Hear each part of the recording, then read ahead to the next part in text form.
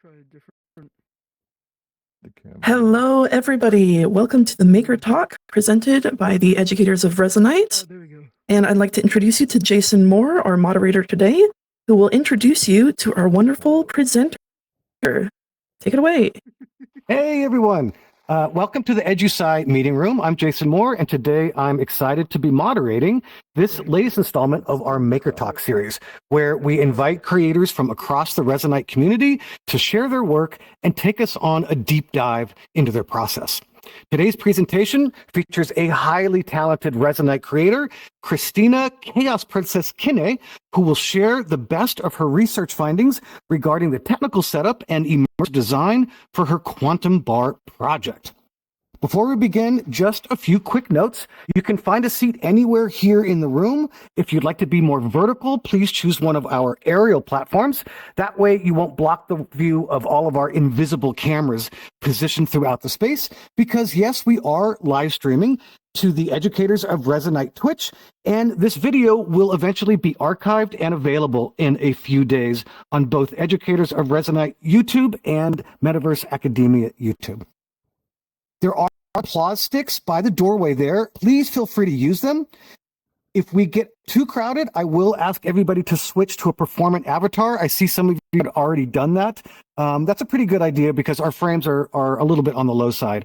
So if you have a performant avatar that you can switch into, great. Otherwise, we also have a performant avatar spawner out there by the entrance. You don't need to be muted during this presentation. We like hearing your laughs or your positive reactions. But if your environment starts to get too noisy, then please temporarily mute yourself. Today's presentation will last about 30 minutes with time for Q&A at the end. If you're watching on Twitch, you can type your questions into the chat. We can see them here. And if you're with us in person, just raise your hand, paw, wing, or tentacle, and I will call on you. Please go into shout mode when you ask your question so that everybody in the room and our Twitch viewers can hear your question. After the presentation, everyone is also invited to a casual world hop to go see this amazing work. I'd like to quickly thank everybody in the greater EduSci community here who have all worked hard to make and share their work, to answer questions in the Resonite Discord, and importantly, for everybody who worked to bring this maker space to life after we migrated here. A special thanks to Niels Modek, who serves as one of the founding members of the community and who made the original and who inspires us all to putting these talks on. But really a huge thanks to our producer, Miss Molly, our director, DaveTheTurner, Laser Keats, Sticks, and all the other people who've helped redesign, optimize, and update this amazing world. And thanks also to Zyzyl, who designed and created our incredible multicam switcher that we use to broadcast these talks. Now, I'd like to introduce our speaker. Christina XaosPrincess Kinney holds a diploma in feature film and television from HFF Munich and a master's in digital narratives from IFS Holm, where she created a GPT-3 powered chatbot in social VR as her thesis project. From 2020 to 2022, she was Chief Marketing Officer and Events Manager at Tivoli Cloud VR, and she currently teaches virtual reality at Fresenius University and IFS Köln and spends much of her time traveling the world, showcasing her work at a wide variety of festivals and conferences. Now, a lot has happened since Chaos gave her first talk on her AI research for the EduSci community back in February of 2022, still back on the other platform at that time. Thanks to that original talk and the vibrant spirit of the EduSci community, Chaos was able to bring together a skilled and inspiring team of builders and coders. Shout out to Gilafex, Circuitry, Alien in Area 51, and Creolis. Within just 2 months, that team built the Quantum Bar, a social VR space designed for engaging AI-driven conversations within the social VR universe. Through their fruitful collaboration, launched the first ever GPT-3 powered chatbot in social VR, but also implemented other innovative AI functionalities, such as sentiment colored lighting and the automatic handout of summary cards after each conversation. The Quantum Bar had its world premiere at Immersive Tech Week in Rotterdam on November 30th, 2022, which just so happens to be the original launch date of ChatGPT. Today, the Quantum Bar continues to thrive. It hosts a mingle on the last Friday of every month, welcoming visitors from across the globe. In parallel to building the Quantum Bar, Chaos was also hard at work in desktop mode, researching and writing her Masters of Arts thesis, creating a GPT-driven chatbot for social virtual reality. Her research covers the technical setup of AI chatbots in social VR, immersive design for virtual environments, and the psychological and ethical implications of using AI to create companion bots. Just recently, Chaos's MA thesis was published by Transcript for Log. The Quantum Bar even made the front page of the print edition, and a free PDF version will be available for download soon. So if you have the applause sticks, and if you don't, go grab some, because we're going to be applauding Chaos all talk long. Please help me welcome to the stage XaosPrincess. Thank you so much, Jason. Thank you so much, Molly. Thank you so much, Sticks, Zyzyl, Dave, EduSci community, Metaverse Academia. I'm like over to be here. And yeah, I want to dig in with a anecdote of gratitude, which is about the whole original development of the Quantum Bar. So we all know in 2020 the hit, but in the same year I also applied and got the place for a digital narratives Master of Arts study program at the IFS International Film School Cologne. And yeah, that happened on Zoom. So I spent like all of the pandemic either on Zoom or in social VR, namely back then on Tivoli Cloud, which was the successor of High Fidelity, for which I was CMO and events manager. And at like the very first days of our studies, like in spring 2020, we already had to dedicate ourselves to a thesis project. And there it was, GPT-3 was just like becoming accessible for like a select few who were whitewashed enough not to do anything nasty with it, because they didn't have no alignment, no weighting, no content filter yet. And on the other hand, I had like this CMO position on Tivoli Cloud, where like my main job was like drag users to the platform and keep them there as long as possible. We were like, three girls, like Caitlin Meeks, Marquis Depres, myself as CMO, the other two were CEO and CTO. And we were like three girls. So, and we saw like, we had like a schedule to be online all the time. And it was, a bit also like of a waste of time and talent just to hang out in an empty welcome world in case some user joined.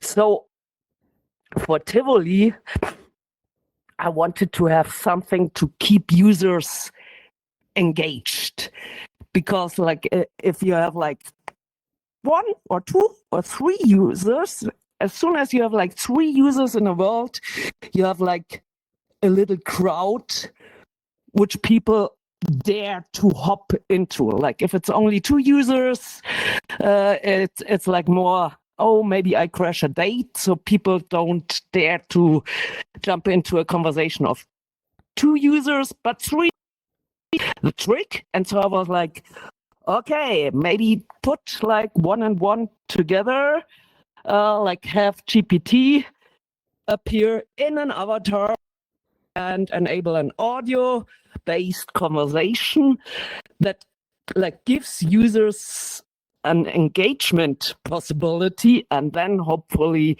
keeps users on the platform.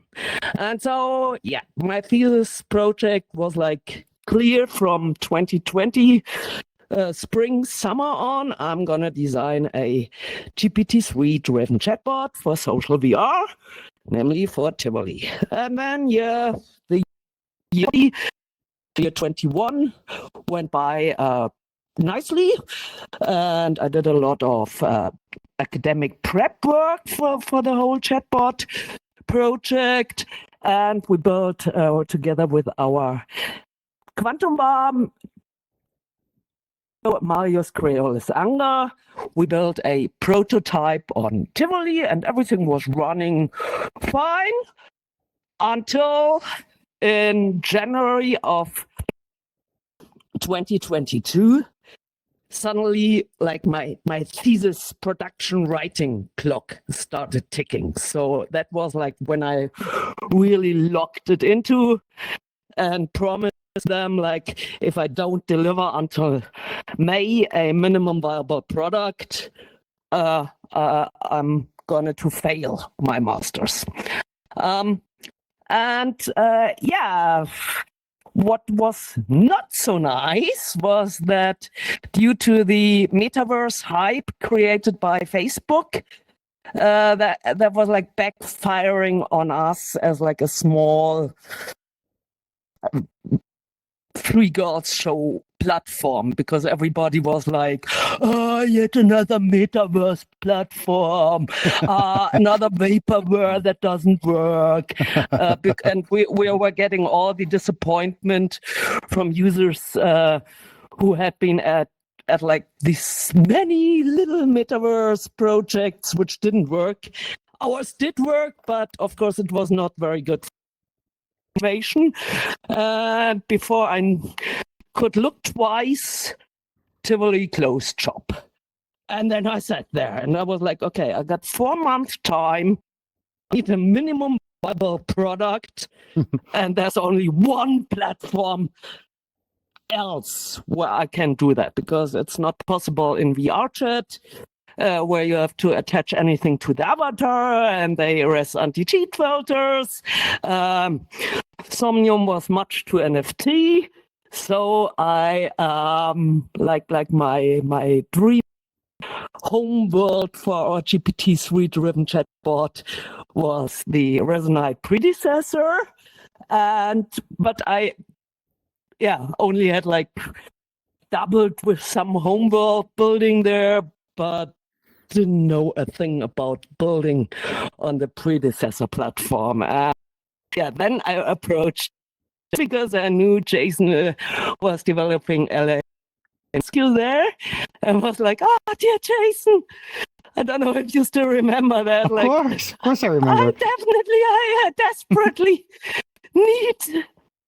I said anything is possible here. Come over here and build here.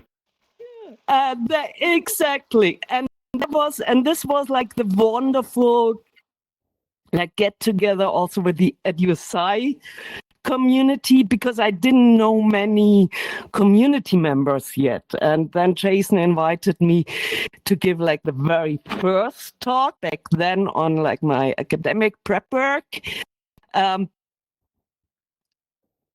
I was so lucky to get a wonderful Resonite team on board, namely Gillific, Circuitry, Alien in Area 651, and with them together we managed to build not only a minimum viable product but like a release version, which like couldn't be better in my eyes. And what I have now is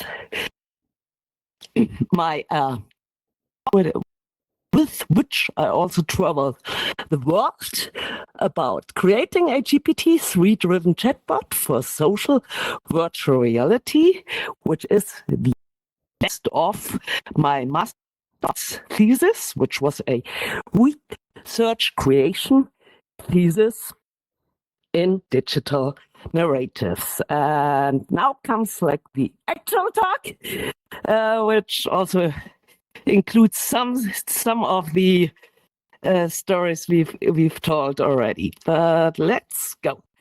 First off, I. So my real life name is Christina Kinne, but in VR I'm XaosPrincess, or Chaos in short, and I'm the project lead and creative director of the Quantum Bar. This is how I look like. This is how you can reach me, or the Quantum Bar. And in the first half of life, I was a filmmaker with an art school diploma from Film School Munich. And but ever since reading Neuromancer in my high school days, I've been dreaming of like living and working in VR and having like friends from, I don't want to know where they live. I want to have friends and be with them in one shared space. And I'm dreaming of like, oh, maybe like in Neuromancer, the protagonist is talking to his old mentor as an AI. So maybe that would be wonderful if that was possible too. But yeah, until the 2010 years, that was still like far out science fiction. So I never dared to dream that I would live to see consumer VR become possible. But in 2016, everything exploded. So we got robotics, gene splicing, and also VR. And I immediately got the or pre-ordered the HTC Vive and jumped into VR, and was so lucky to quite soon discover High Fidelity, which was Philip Rosedale's baby, like the successor of Second Life, but open source, distributed hosting, and in VR. And I earned my first spores there and learned like 3D building and did like content creation there, and also like some events, and was really happy on hi-fi. But yeah, unfortunately, like 3 months before the pandemic started, which would have been their state-of-the-art use case, High Fidelity pivoted to doing 3D audio only. And so I jumped on board with Tivoli Cloud VR. That was like Caitlin Meeks, who was like a generalist and community manager on High Fidelity. And she picked up the open source code, and we tried to survive, to keep High Fidelity spiritually alive with Tivoli Cloud VR. Still, like I told before, in early 2022, they ran out of air too and decided to close shop. And I was like in this desperate conflict situation with how to get my master thesis ready. But then thanks to the wonderful Resonite and EduSci and Metaverse Academia community, I really could gather a team and release our Quantum Bar in 2022, at the very, very same day, November 30th, 2022, when ChatGPT was released. And let's dig into what the Quantum Bar actually is. So our tagline is serving engaging AI conversations in social VR. And in their user journey, the user arrives in the Quantum Bar, which lives on the best digital universe in the Metaverse, namely Resonite. And now I have to wait till somebody closes the inspector. Now I see more. And as soon as people arrive in the Quantum Bar, they can approach our bartender, who does a friendly greeting and starts an uplifting conversation with the user on whatever is on the user's mind. And we also use sentiment detection to steer the lights and colors in the bar.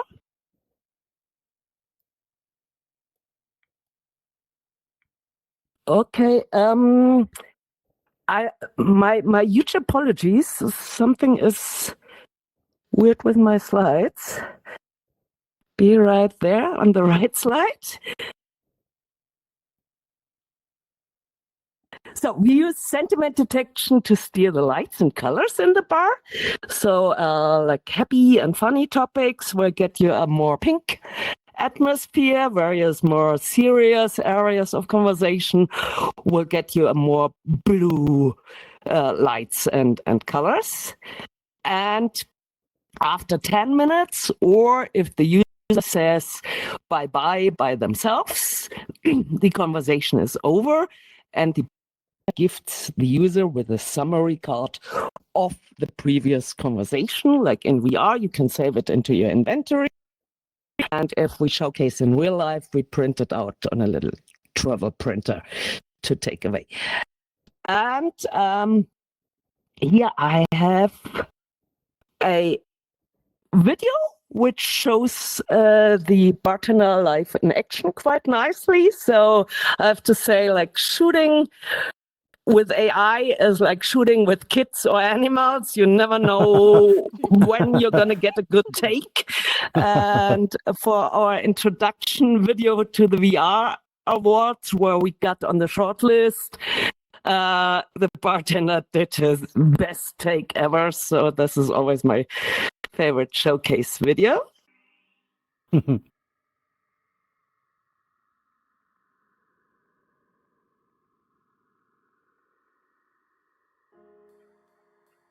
Hello.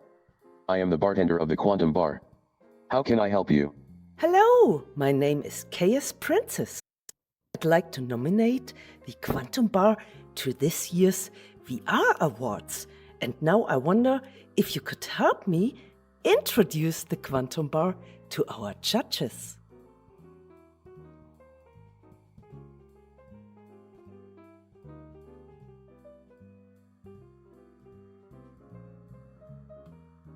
Of course, I would be delighted to help you introduce the Quantum Bar for the VR Awards. The Quantum Bar is a virtual reality experience where visitors can learn about AI and its applications in the real world. We aim to give our guests an immersive digital experience by combining advanced artificial intelligence technology with creative design and storytelling. Our goal is to show that with great AI comes great responsibility and that intelligent machines have many potential uses, both positive and destructive, depending on how they are used. Wow, thank you so much for this amazing description. And who are you exactly? And what are you doing here?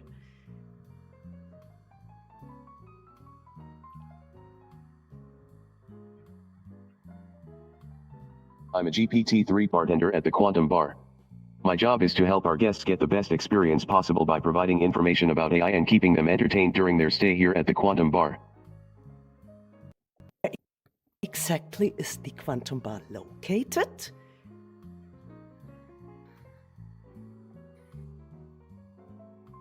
The Quantum Bar is located in the Neos Metaverse. It is accessible through various digital platforms such as SteamVR or the standalone app and virtual reality headsets. Thank you so much.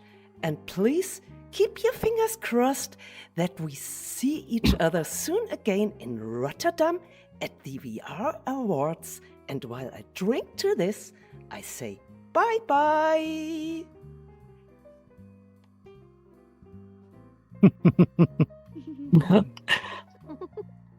Absolutely. I wish you the best of luck with your nomination and hope to see you at the VR Awards in Rotterdam. Cheers and goodbye.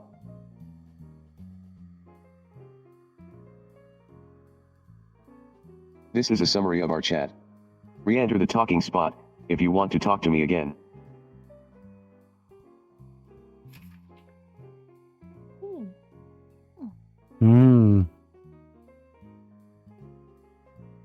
That's so cool. Thank you so much and see you soon in Rotterdam.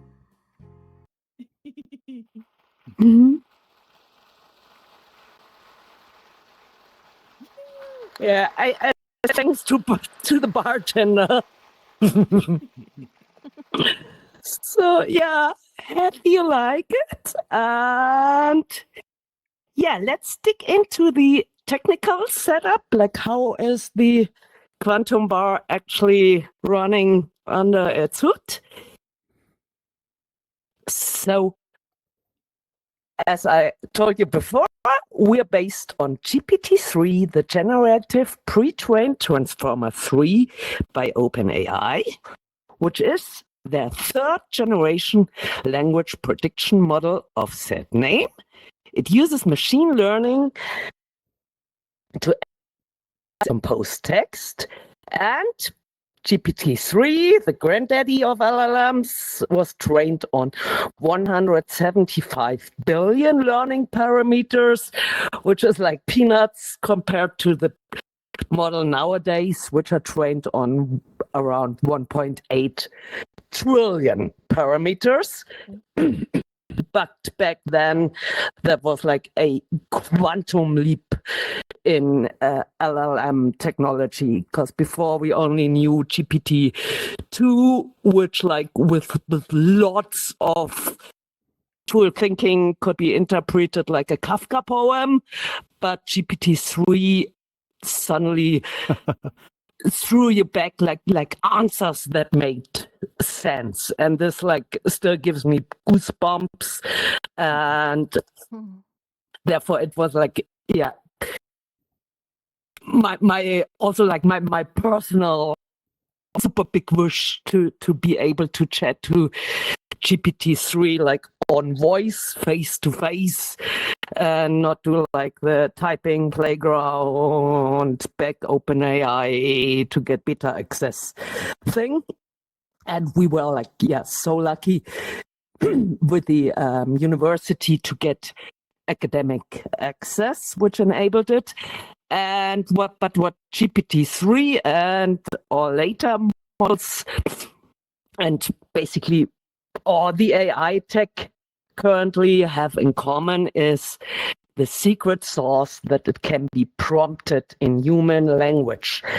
And our creators and artists don't need to learn to code in order to create this artwork with AI.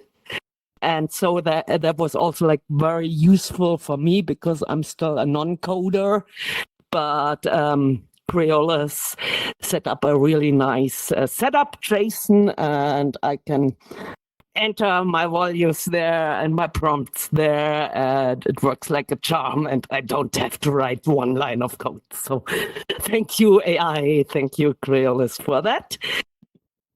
And here's our signal flow, which also explains like the lag we sometimes experience in the conversation, which like after you see the journey of the signal becomes extremely bearable and okay. So for showcase purposes, I placed our user in New York City. So we pick up the audio signal, which the user in New York City, which Jason talks into his microphone, send it back to our backend laptop, which stands next to me in Munich, Germany. There,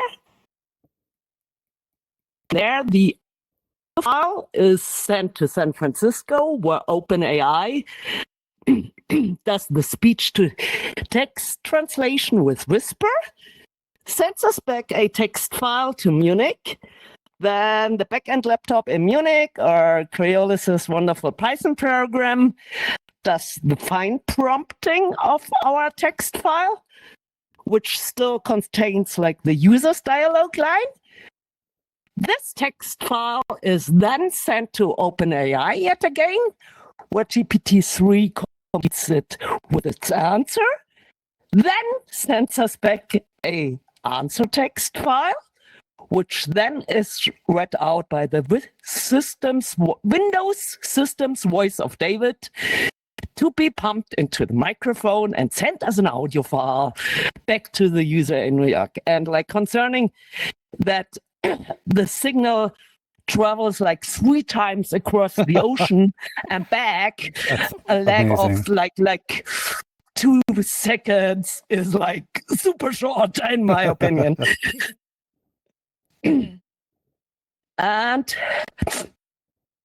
But yeah, the technical setup is only the construction on which everything is based. But what was even more important was like the psychological and ethical research I did, because before I dug into this whole development phase, which like I had lots of respect of that, because there was like no prior art of a AI chatbot in VR. And I was like, is that even feasible? I want to have like a emotional connection to an AI-driven chatbot. Does this even work, or will I drive everybody crazy and waste a lot of time and money only for that to not work out? So therefore, I researched what kind of chatbots have been there before, and I found ELIZA. ELIZA is the first chatbot ever, and it has been designed by the German-American computer scientist Joseph Weizenbaum at the MIT in the 1960s. And the thing was that Joseph Weizenbaum only wanted to have some cool software to showcase the capabilities of his back then supercomputer, which lived in a wooden shelf and probably still used like whole cards to save stuff. And he wanted like to show the scientific and researcher community what that computer is able to do. He decided to program a chatbot named ELIZA. Oops. Oh, apologies. My slides always go missing. 1 second. Jump to the slide.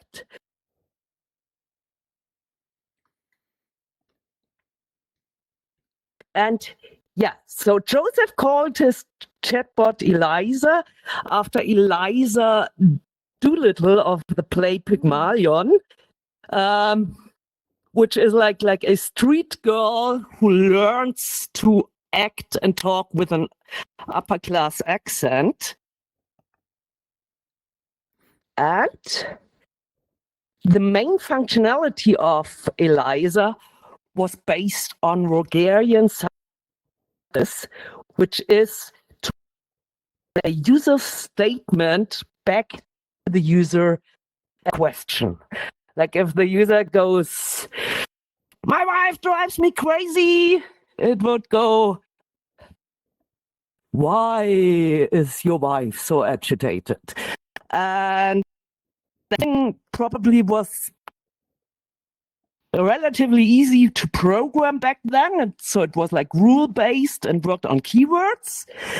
And the showcase was a super success, but Joseph Weizenbaum didn't want to have anything to do with chatbots ever anymore because of the ELIZA effect, which is that all people who got into contact with the old ELIZA were like immediately formed a relationship with it. Like Joseph Weizenbaum's secretary told him to leave the office because she needs her private space with ELIZA, and even scientists and like super badass psychiatrists called it to be like the future of psychoanalysis. And Weizenbaum was like, "No, I just wanted to show off my tech. Never again chatbots."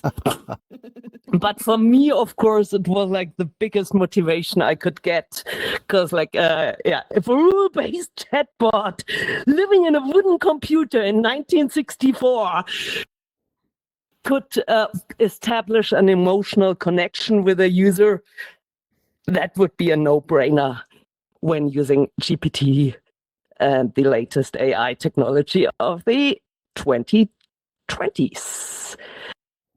And that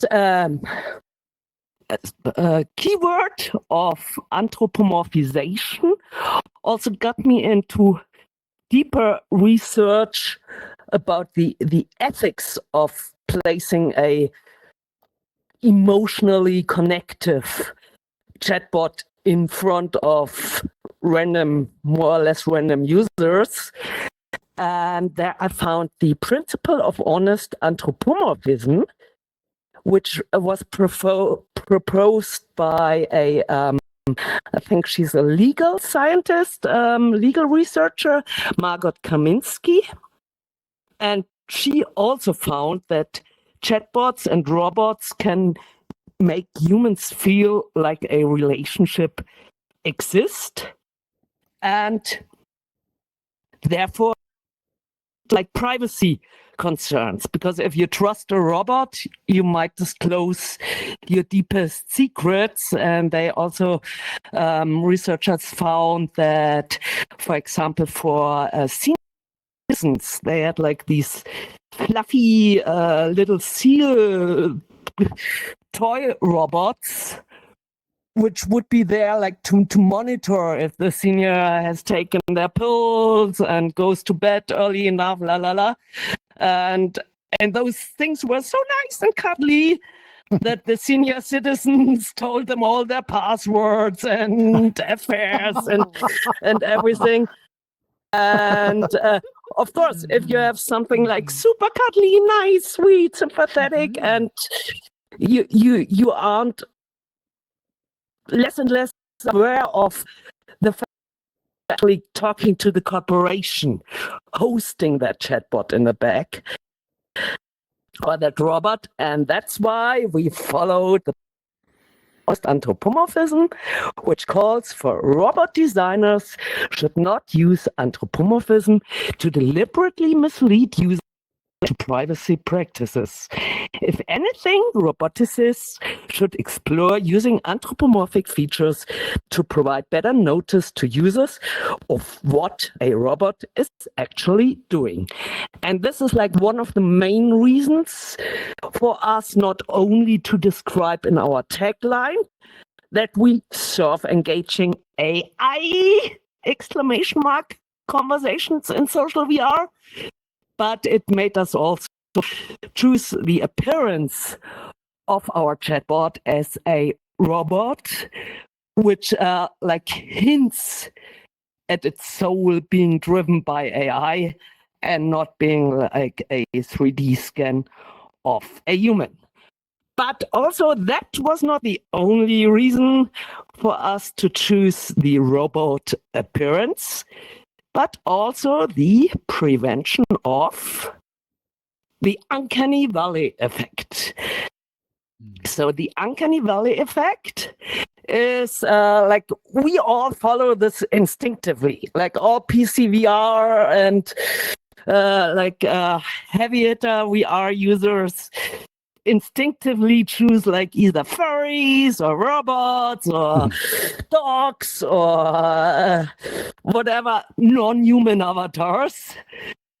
And that's because of Masahiro Mori's, a Japanese roboticist's discovery in 1970. So he found that our affinity for robots or non-player characters in games or in VR avatars increases if they appear more like a human, but shortly before it reaches 100% human likeness, we as onlookers fall into an uncanny valley, like a feeling of eeriness and disgust. And this is based in evolutionary roots. So those species survived which knew when to keep away from a weird appearance. So if somebody is like staring at you, like my cat does before it jumps at me, they might attack you. So we are the ones who survived, who like instinctively don't like to be stared at and rather get away from that entity. And the same goes for transmissible diseases. So if you see somebody with glassy eyes or somebody like Elizabeth Holmes who's not blinking, it's like weird and you don't want to catch a bug. And therefore, like we're like our instincts train us to stay from like 99.9%. And while the uncanny valley effect is even enforced if the avatar is moving, you can also like see on the picture up there that like my self-designed anime girl avatar is like much more sympathetic than the incredibly 3D scan. So that was a nice promo action on how those nice, detailedly made, expensive 3D scans gifted. But nobody's stuck in there longer than 2 minutes for thank you and showcase purposes because it was just so weird. Let's move on with my research. What I also researched was the immersive design in general for virtual environments, and in particular for chatbots in VR. And I was so lucky to be able to pose my research question, which basically was, what should I take in creating an AI-driven chatbot for social VR?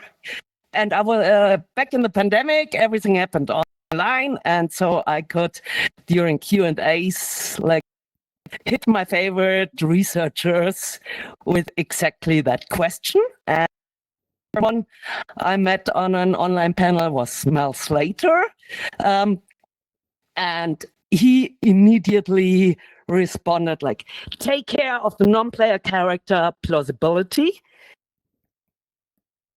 The illusion that the events that are perceived to be happening in VR are really happening.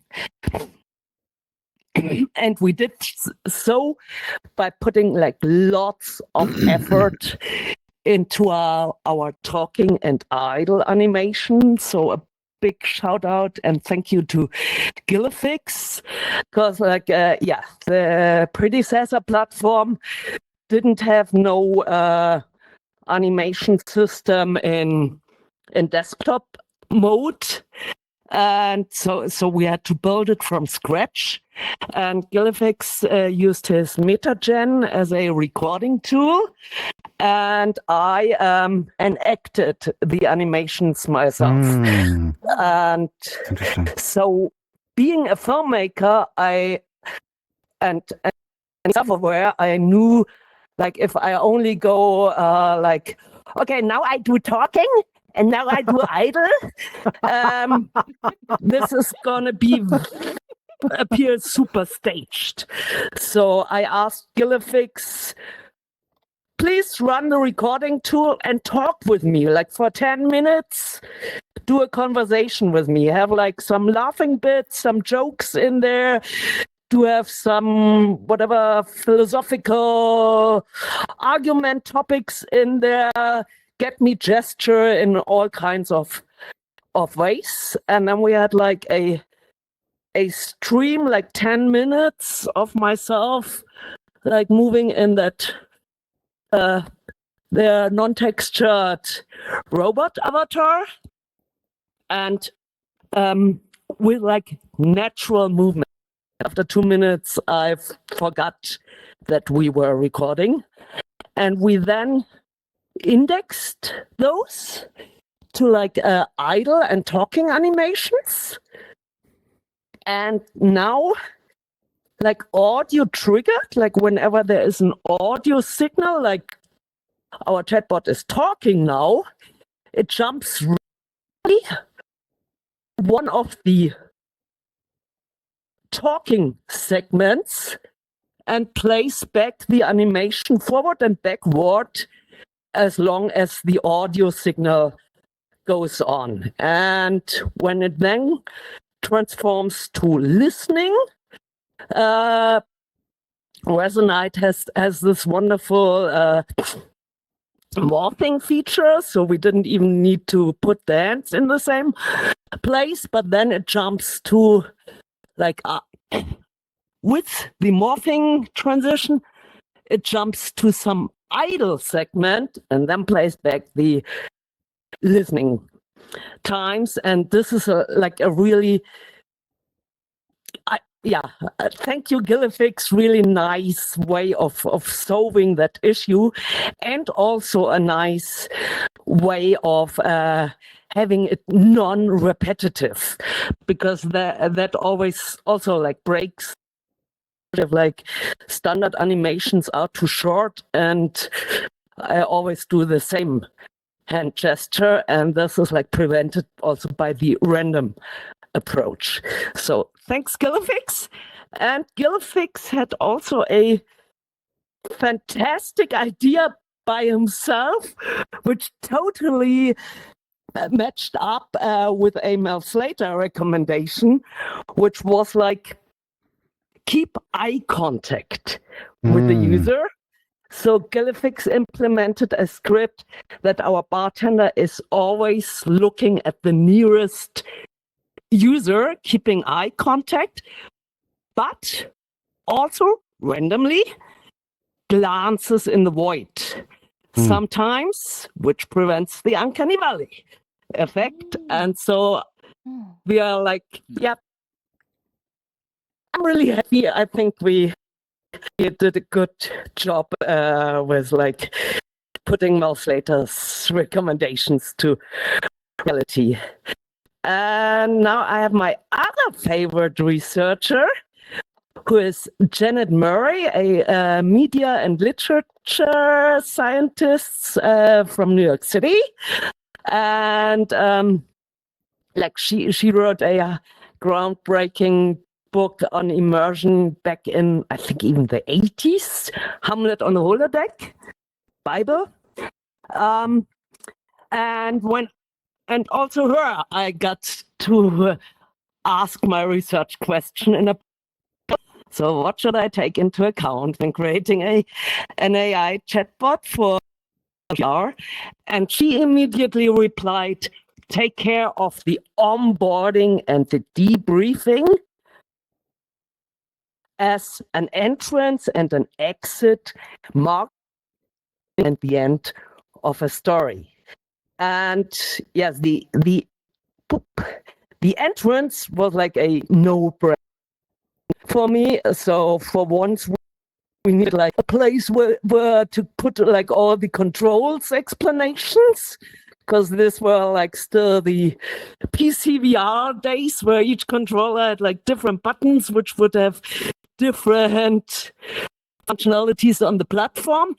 And something which I think is, in general, super important when creating immersive environments is I needed something where to put the credit boards. So that's so easy in 2D media. You can sources in the corner of your slide, or in a movie you have like the road at the end. But where do you want to put them if you're in an immersive world where you don't want to have any UI, any disturbing features? And so I was like, okay, a rival platform, be my guest, be my host for our credit. And what was also nice was, back from my film school days, I'm a big fan of the other Bible, a hero with 1,000 faces, or in other words, The Hero's Journey by Joseph Campbell, which he researched like all kind of mythological fairy tales, religious tales, but also psychoanalysis. And he found that any good story we have has like this hero's journey circle, where the hero first is in his like nice but boring little village, then they get a call to adventure, then they go into the cave of the dragon, master obstacles with some help, slaughter the dragon, and come back with a reward. So for narrative writing, hero's journey is a really great recipe. And so I was also like happy when like building involved to actually create like this step of the hero's journey, the crossing of the threshold, like when the hero goes from his like common boring home world into the adventure world. And so we actually have like a bridge which you need to cross to approach the bartender, and the welcoming platform gives you also like a nice long shot view of our quantum computer floating in space. And so the onboarding welcoming platform basically was a given, but which was much harder to come up with was how do I do an end of the story? Also like I didn't want, because we for like memory enforcement reasons, so that the bartender can remember everything of the conversation, we could only afford a maximum conversation length of 10 minutes. And then I had like the other problem. I didn't want the bartender to appear like a bad psychotherapist who goes like, okay, our 10 stop. So,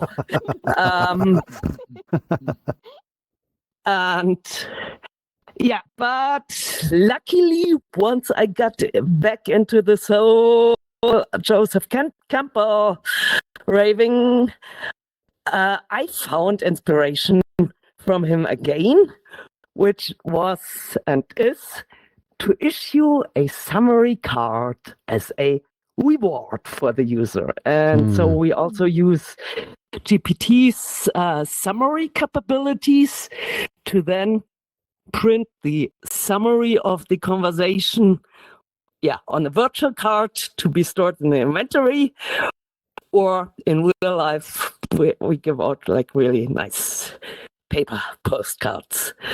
And this is how the card looks like. And but give a big shout out to the team again. So Marius Creoles Anga, our CTO and backend coder, Guillermo Gillifix Vale Perez, our AI guru and animations specialist, Gerard Circuitry Bit, the Protoflux guru, and Alexander Alien in Area 51. Grober, who has so much help with the optimization and showed me what we all can, where we can save one more polygon to make the world as performant as possible. And also who came later on board, a shout out to Sonja Supersonics Unger, who is our event manager and always does like a great setup and fantastic community work in real life and in VR. And now I also have like a little look on how the future of the quantum bar will look like. So we are so happy to have found a steady home on Resonite, so we will never ever leave here, but we want to expand the quantum bar. So for once,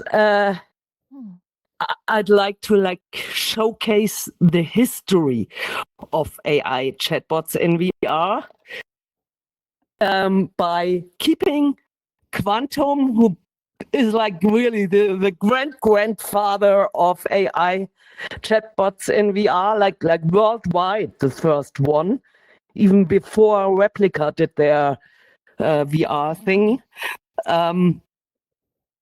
And so in order to keep up the memory, like how was it, how is it, I want to keep Quantum in his early original setup. And also in the meantime we use GPT 3.5 Turbo, but it's also interesting to use one of the older models, which a little bit dumber, but I think it's a little bit easier to direct them, and you don't run into problems with the OpenAI weather so often, because if you use ChatGPT, you can see it's every 2 weeks it got a different personality.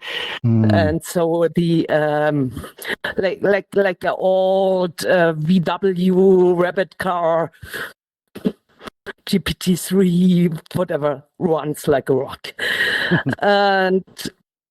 But we'd also love to implement a new bartender, this time a girl, a barmaid, and have that running on the latest models, maybe by OpenAI, or maybe like some competition model, also to have a comparison in the bar that users can see, okay, this is how it started, this is how it's going, this is how are doing it.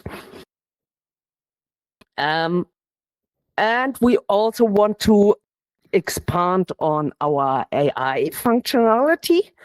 So what we got already working as a prototype, but where we still need a Resonite is a 3D object generation. So you can order food or drinks, and then get your pizza or your pina colada.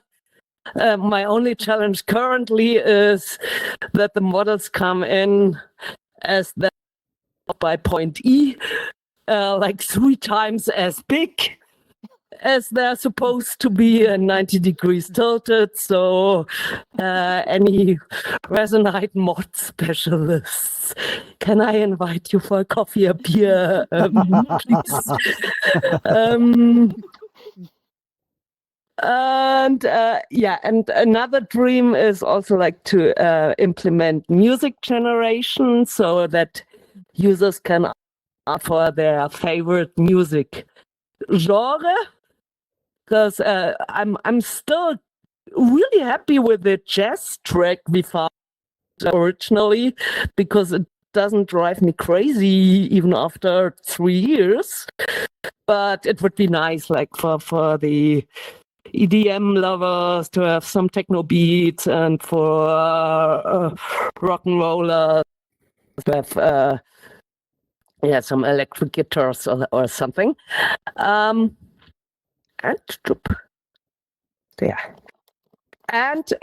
we also want to expand on the sentiment detection functionality, which currently is more or less a proof of concept. So happy dialogue lines, pink lights, sad serious dialogue lines, blue lines.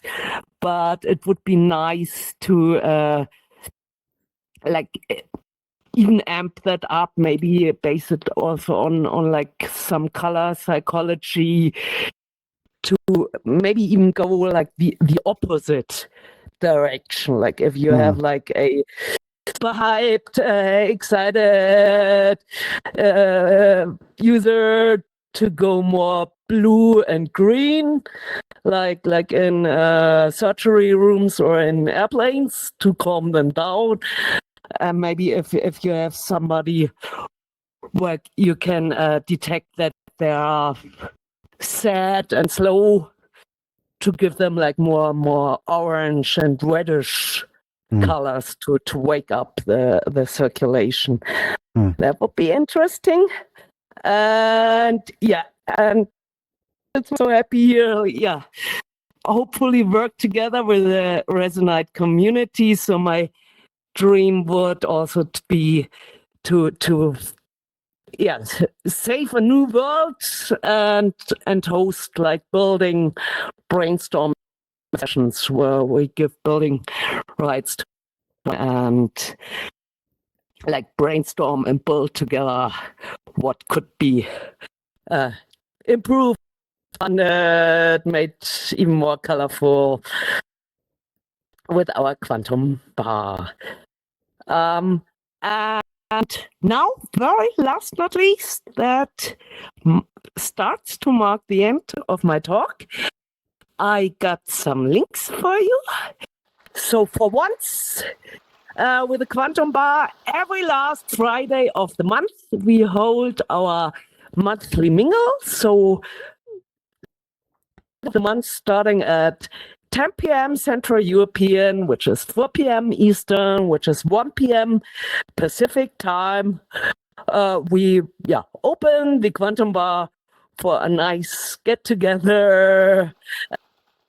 And if it gets too wild and we crash, we start the world again. And it's always a joy to have everybody here.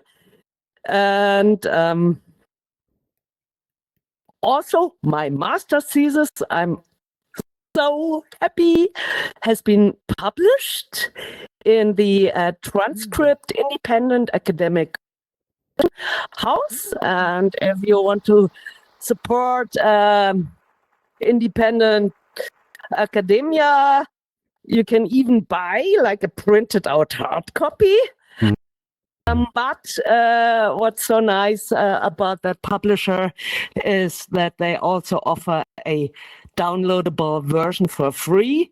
And this is like a gaming the Metaverse anthology. So I'm in good company with awesome academic papers on Metaverse technology and research. For example, my favorite one, Janet Murray has a paper in there, or also Jessie Chell, who is like a great game studies researcher. And the Quantum Bar is among these cool big academics, and even made it to the front page of the book. And also, I want to give a great shout out, share the links of the Educators of Resonite, on whose YouTube and whose Twitch channel these talks are being streamed and can be rewatched.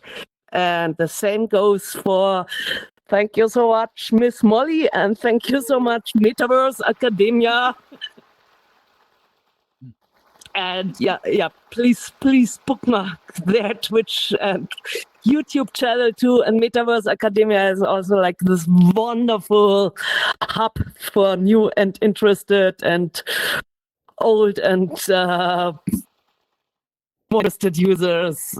And thank you so much for having me, Molly. And the links can also be found and can be saved to the inventory on the boards at the entrance. For now, I jump back to a more colorful slide in case we want to do a photo or.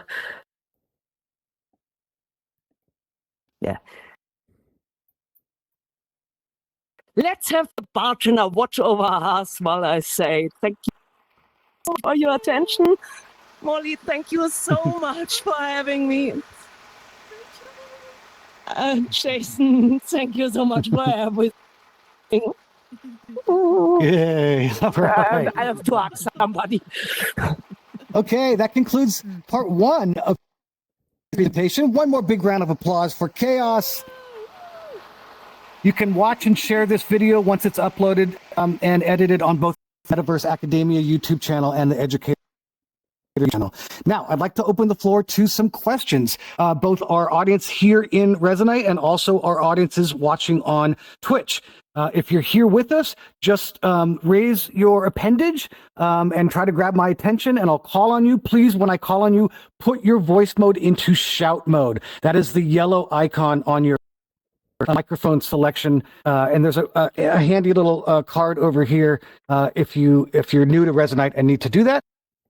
And Twitch chat, go ahead and type your questions into Twitch, and I will them out from Twitch and ask them to Chaos. So here we go. I think we have a question. Looks like it's from Mediator 2011. Go ahead, Mediator. So in my case, it's like, do you ever plan to kind of release the project as a part of open source? So the open source community can help expand the bartender engine to support more things. I would love to see implementing visual so bartender could like see what is happening, or for example detect how the user looks and then use it to interact with the other person. Yeah, that's all that on the slide. That would be the huge dream. So this is a main question I have to discuss with Creolis, who is the main author of the and also a huge open source supporter. So the chances are very high, but I can't decide that on my own. Okay, great. Any other questions? Yes, I see you over here, Venom Sante. I can't quite see your name because my vision's not that good. That's Go all ahead. right. That's okay. I'm just curious about so with like the data transfer when the question's put through to the bartender, does the user make much of a difference in regards to the latency? Obviously, your example used someone who was still in the States. So would someone closer to your server the question much quicker? I can imagine it'd be marginal, but I'm just curious about how that works.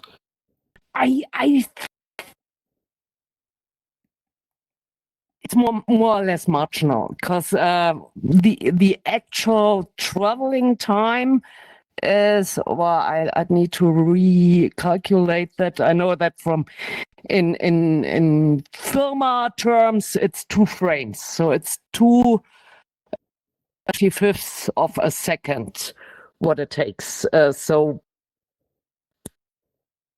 not very much. So I guess the so what's more concerning is like the whole triggering, like if there's like a waiting line at OpenAI, it's always like also like depending on the digital weather in San Francisco. So like for example, like once we had it when OpenAI did an update, and we crashed every second talk, and we were on a conference, and I was like, whenever a new user came in, I was like, okay, I'm gonna restart the whole thing just to be safe. So that's more the drag, and what's also a bit of a catch-22 with the lag, which OpenAI needs to address in their talk app as well, is how long do you create the listening times? Because at least our signal flow, at some point we have to say, okay, now we take that audio file so and so many seconds and have it transcribed.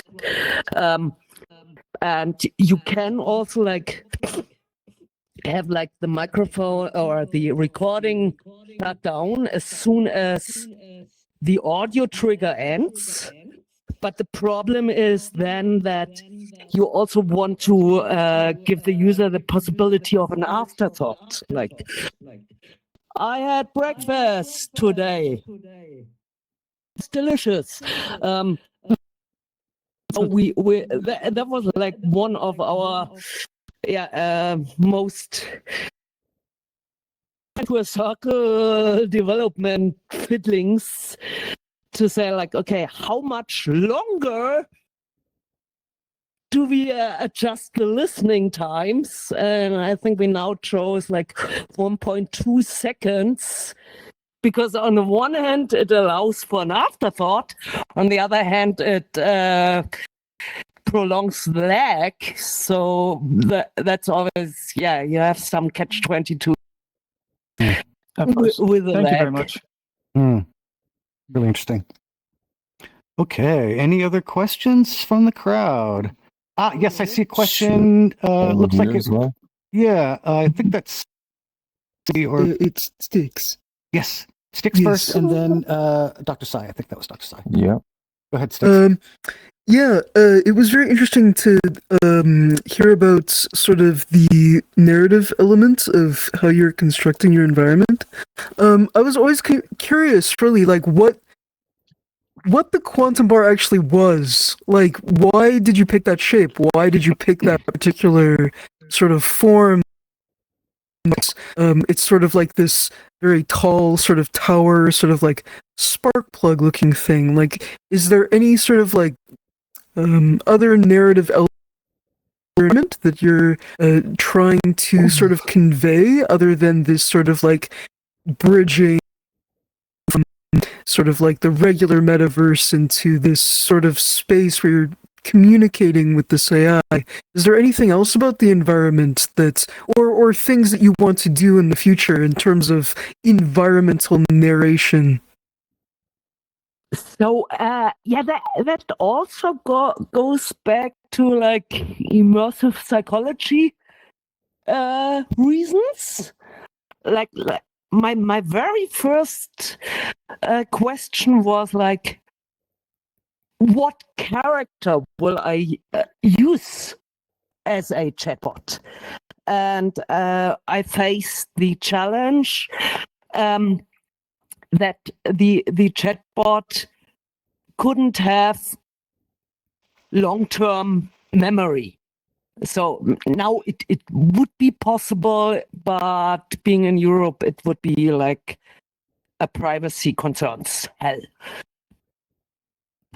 to give the bot in a long-term memory. So I needed a character which on the one hand would have like intimate talks with their guests or users, but on the other hand, be forgiven if they wouldn't remember your name the next time you jump in.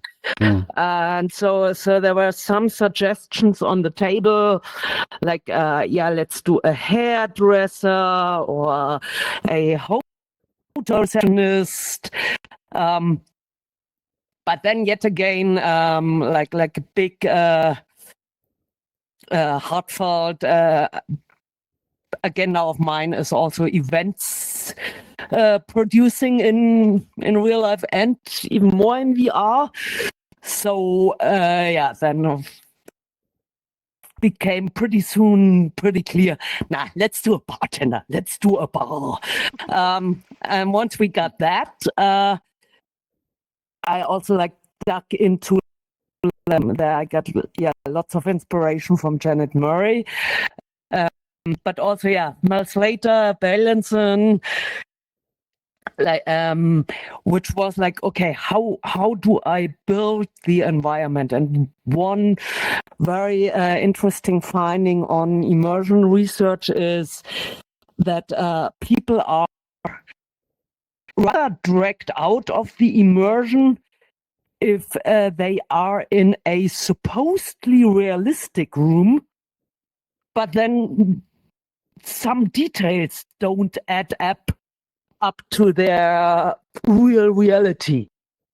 or if you would have built like a real life diners, people would rather go like, yeah, but why can't I work the tap, or where are the tissues, or why aren't the windows reflecting, la la la la la. So so instead of trying to build something realistic but still failing at it, because on the other hand you need to optimize the world, it's recommended to rather opt for a fantastic environment. And I have to be honest, the rest was more or less like personal taste. So I love like industrial style bars, like also in real life.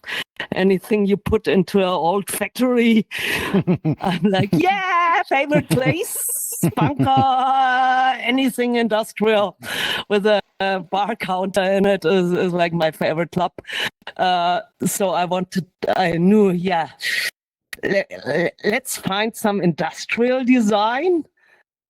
And at the same time, I saw like the first image ever of a quantum computer in the TV show Devs. And I remember that I was like, okay, yeah, very interesting show, sticks to reality a lot, but the set designers really were when designing that quantum computer. Like they also had like the big thing there.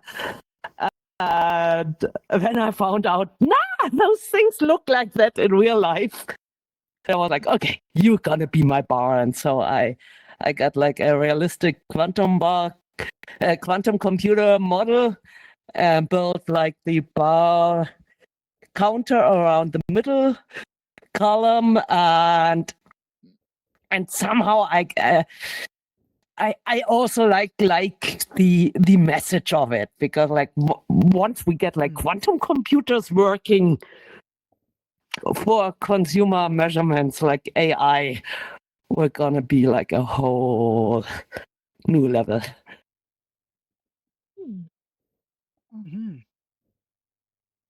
Okay, Dr. Sly Cortex.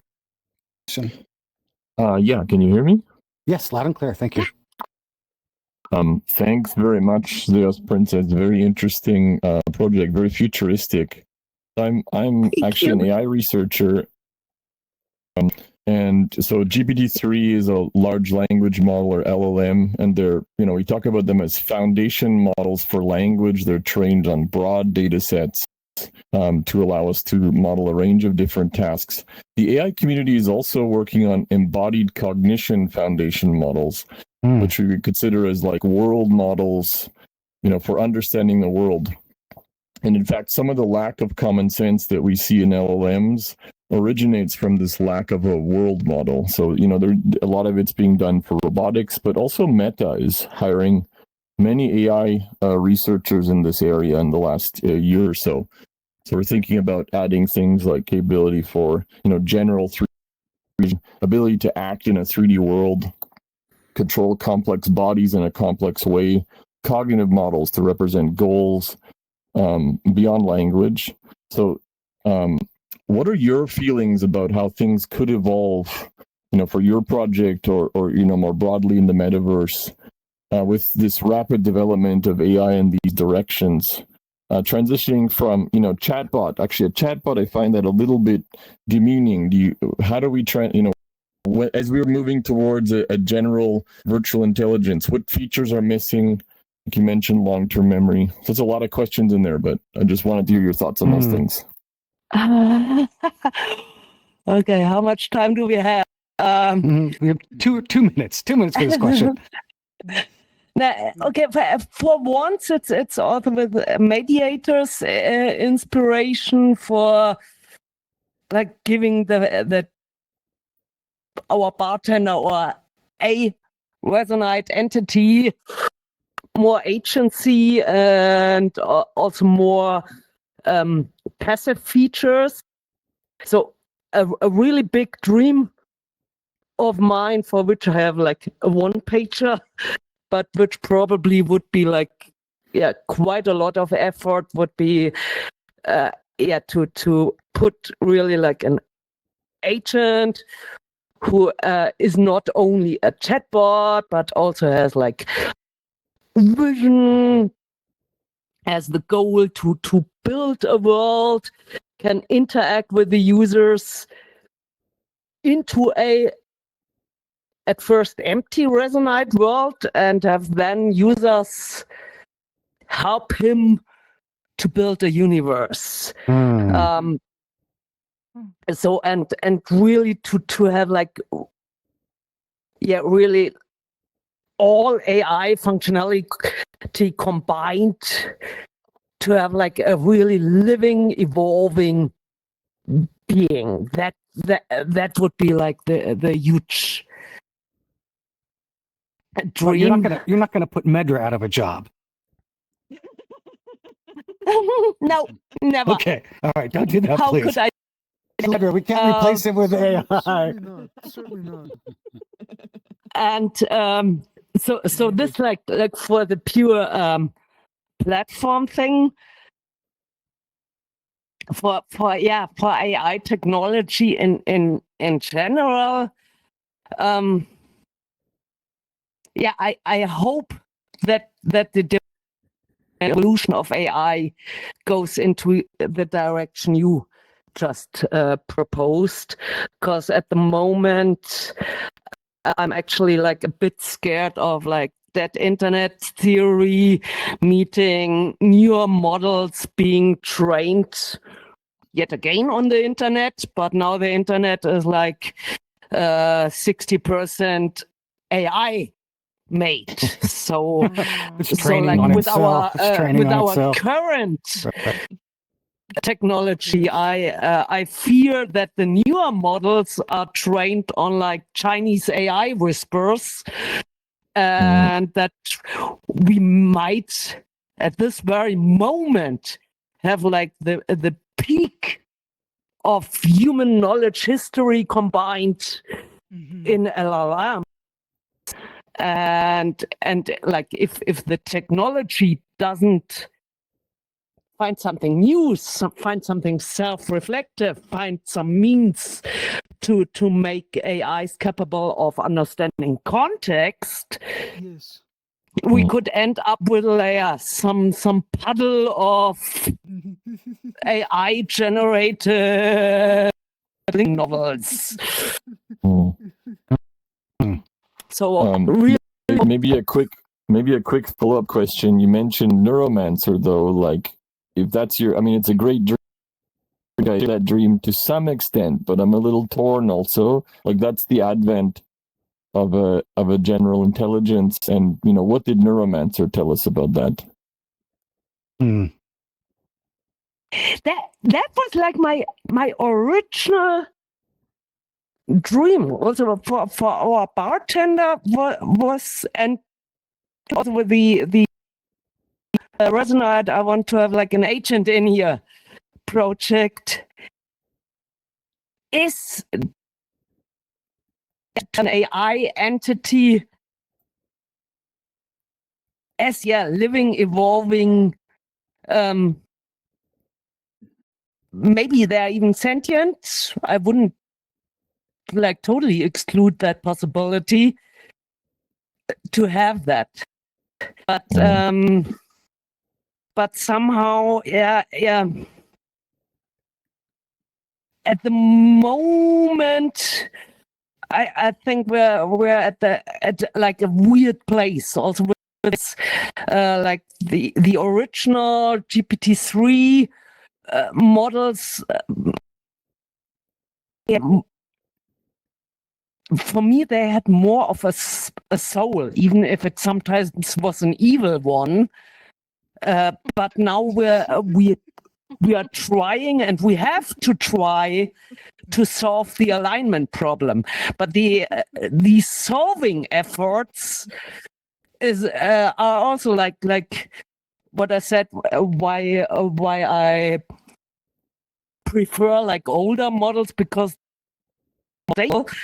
it's like OpenAI, like at in the GPT-3 waiting list, people died because they couldn't afford a second tie, which was the Twitter chatbot by Microsoft, which went to be a Nazi within 5 hours and had to be cold shut off. So and you could do that with. So when we got the first access, we did just for fun, like you're Donald Trump squared. Now talk to us. And then we went like, what do you think of children? Children should be eliminated. They don't contribute anything to society. And of course, that would have been like a PR disaster, or it was like also very anti-Semitic and anti-feminist, and then on. And so they like whitelist who got access. So and I only got access because I got like a letter of intent of the university, and because with the help of the community I made a tweet of mine to Greg Brockman viral. But it was super hard to get access, and then for the newer models they aligned it. So now everybody can get access, but now it's, even for my taste, almost too vogue. And now you have like these things that, certain questions, like if I want to know something about whatever breast cancer prevention, I have to hit a lucky week when this is allowed, and I don't know. And that's the challenge with working like with OpenAI models in real time, that you never know what content filter weights they currently put on or not. Okay, we have time for one more question, and I'm going to take a question from chat. This is from Rampa3. Hosting your own inference engine. Nowadays, it can run from a more or less normal PC. Run my own local API, which sure is dumber and slower than OpenAI, but cannot just drop out because of third party. Plus, it's fully private and free. With good GPU, you could get acceptable local.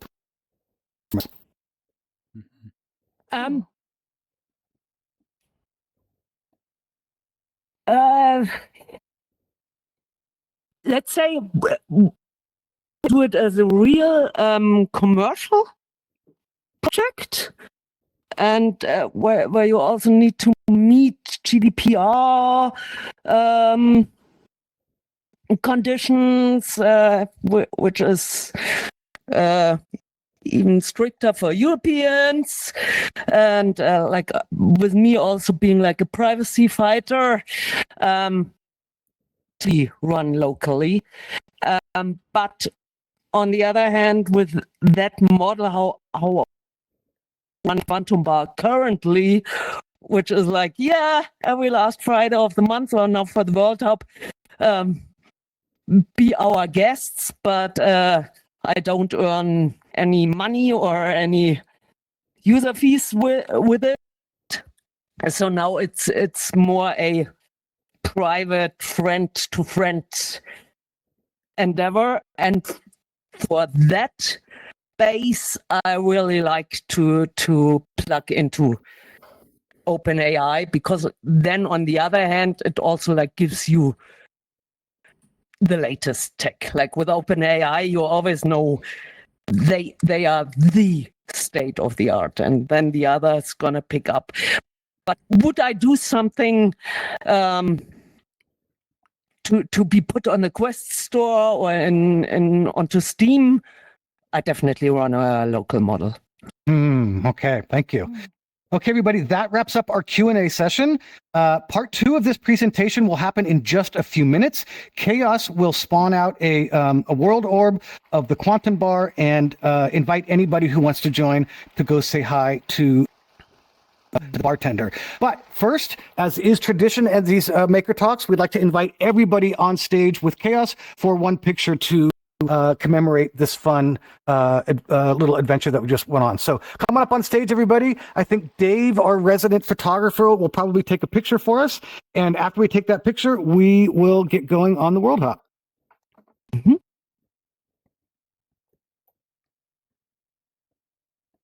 Oh, I've got 15 frames. Doing pretty good. Smaller avatars down in front. It's always when somebody opens the vector, I think. Yeah. Or we're getting people joining too, maybe. All right, I'm going out. Hey, Dave, actually, I'm going to stay in shot for a sec. Dave, will you take